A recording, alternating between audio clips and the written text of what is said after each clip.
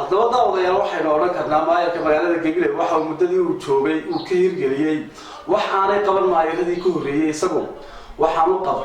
wax ka qabtay baahiyaha aasaasiga oo arrimaha bulshada dhammaantood sida biyaha caafimaadka waxbarashada wadooy iyo biicda magaalada Gabiley oo kor u qaaday waxa sidoo kale oo wax ka qabtay degmooyinka geed ballaaq alay baday arabsiyo agabar iyo magaalada Wajaale oo waqtiyo hore deeqa kala duwan ugu deeqay sidoo kale Maxamed Amiin Cumar Cabdi waxa uu taakulayn la xaadle ka qaatay dadkii abaaraha ay ku soo baxay deegaanka gobolka Gabiley haddaba daawadayaal hordhaca barnaamijka Ismooji waxa uu koobsan doonaa guud ahaanba wixii uu qabtay maayarka caasimadda gobolka Gabiley mudane Maxamed Amiin Cumar Cabdi waa kan barnaamijkii daawasho wanaagsan hordhaci barnaamijka oo ka nooga bilaabmay hankii qaranka rumoobay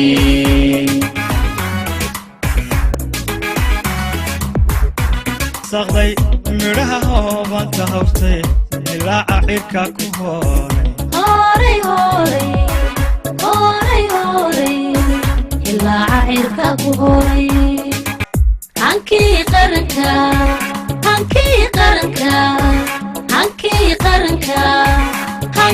qaranka rumoobay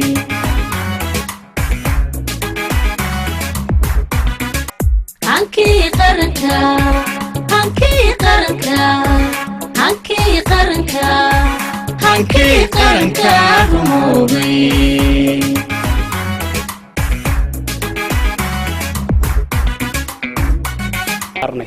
dakhliga aan u hayno dadka ee cashuurtooda ee aanu mas'uulka ka nahay inaanu mashaariicaha horumarineed aanu waxa weeye kaga shaqeyno waxaanu idiin soo bristeed gareyn doonaa 2 sano ee u dambeeyay mashaariicihii aanu qabanay oo ka kooban 35 mashruuc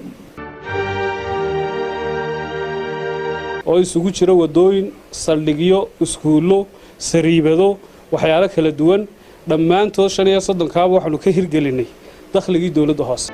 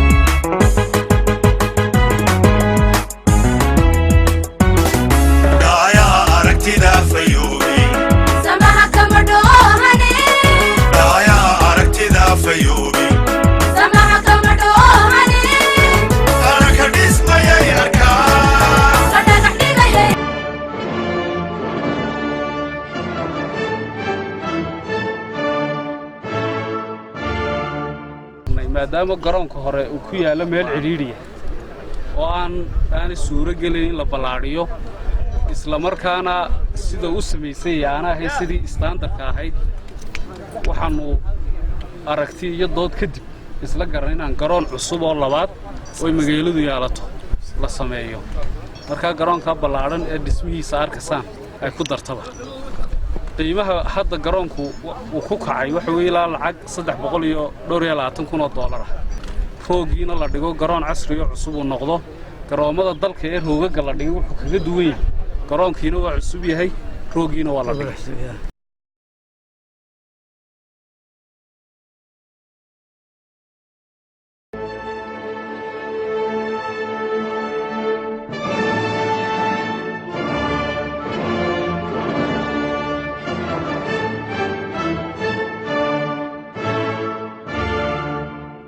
مستر بلان كان دولة وصماينه دقمده ساكا ورقبتان مقالة dooxaasa sida ugu soo wareegsan 3 jiho kamida ayuu kaga wareegaa taasi waxay sababtay markaa in dooxii aan dhaafi karin dadka doonaya inay dhistaan guryaha deeto hal dhinac oo ah dhinaca bilaa dooxa oo dhinacii beeraha unbaa loo socda marka annagoo badbaadinayna beeraha kana fikirana townshipka mustaqbalka magaalada ayaanu mashruucan ku darnay mashaariicii 2016 alxamdulilah waa noo suuro galay waa biriishkaa weyne kuwan waaweyne ay jaynuhu noo dhiseen buu ka weyn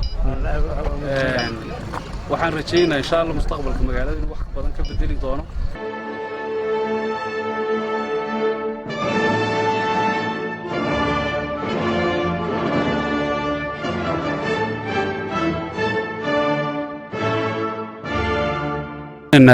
lacag dhan 500 milyan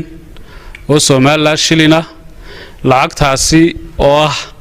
lacagta ay dawladda hoose iyo golaha deegaanka ee Gabiley ugu tala galeen inay kaga qayb galaan wadada Allay Baday Arabsiyo oo ah wado muddo soo socotay ah mashruuca ugu weyn ee gobolka Gabiley ka socda isla markaana ah mashruuc ay bulshadu iskeed u wadato oo ay dadku samaysanayaan runtii ma aha markii u horeysay ee golo deegaan ahaan aanu ka qayb qaadano hore 1 kiiloomitir golaha ugu darsaday intana waxay qayb ka tahay kiiloomitirkii labaad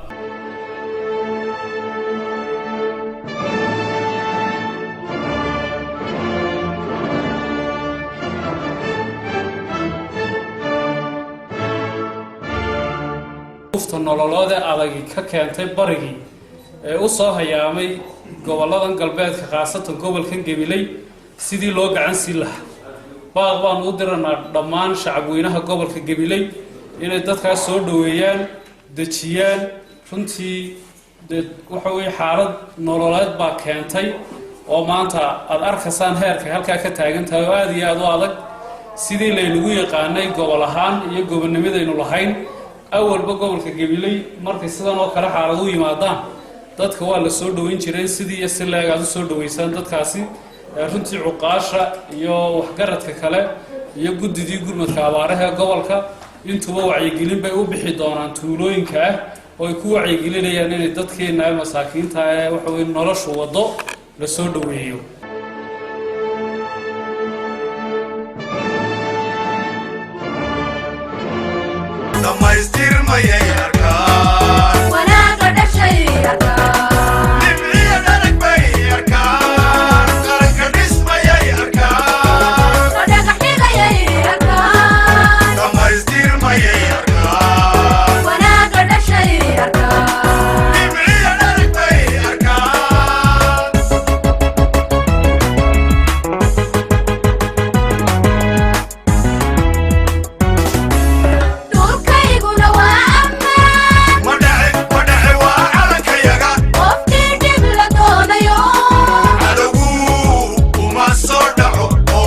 isugu nimaadno in xariga laga jaro qaybtii booliska ee gobolka muddo badan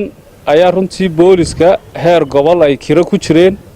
aanu dadaal dheer ugu jirnay sidii dhismaha quruxda badan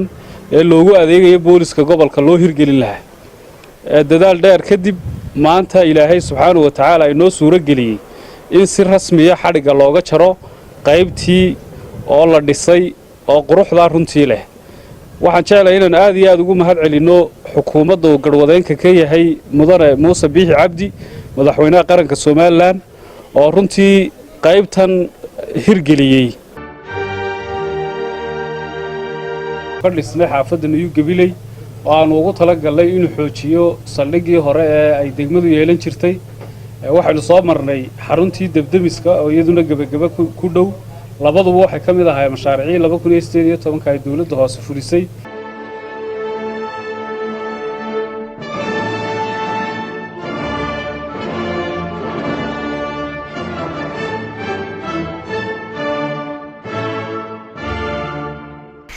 gobolka dhammaantiiba maadaama ay degmadu tahay hooyadii gobolka waxaan ogahay mashaariic kale hadday tahay wadada Allay Baday hadday tahay wadada Wajaale hadday tahay Agabar hadday tahay Arabsiyo geed ballaadh waxaan ku yiri waxa weeyaan magaalo kasta oo gobolka ka tirsan golaha deegaanku muddadii uu joogay wax badan bay ka qabteen.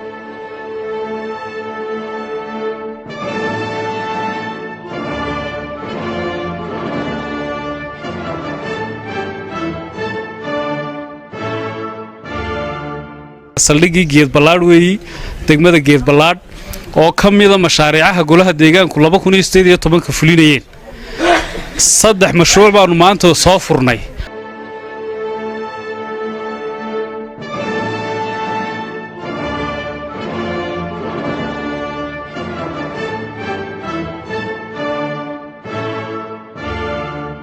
bayt oo sariimad runtii iyaduna casriya oo hilibkii iyo khudaartii iyo hadhuurkii iyo caanihiiba ka kooban aan ka soo furnay.